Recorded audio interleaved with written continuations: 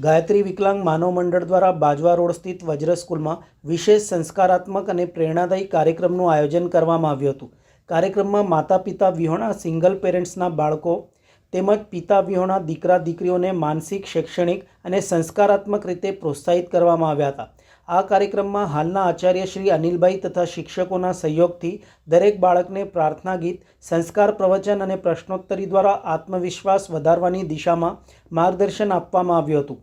Plane દુર્ઘટનામાં જીવ ગુમાવનાર ભાઈ બહેનોની યાદમાં 2 મિનિટનું મૌન પાડીને ગાયત્રી મંત્ર દ્વારા ભાવપૂર્વક શ્રદ્ધાંજલિ આપવામાં આવી હતી।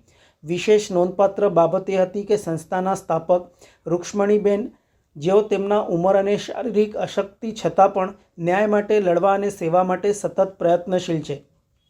તેમણે બેટી બચાવો બેટી પઢાઓના સંકલ્પ સાથે બાળકીઓમાં શિક્ષણ માટે ઉત્સાહ જગાવ્યો હતો। તમામ બાળકોને સ્કૂલ ડ્રેસ, નોટબુક, બેગ વગેરે આપવામાં આવી હતી, જેનાથી બાળકોમાં આનંદ અને નવો ઉત્સાહ જોવા મળ્યો હતો। આ અવસરે શ્રી અનિલભાઈએ ગાયત્રી વિકલાંગ માનવ મંડળ અને શ્રીમતી રૂક્ષ્મણીબેનના કાર્ય માટે આભાર વ્યક્ત કર્યો હતો।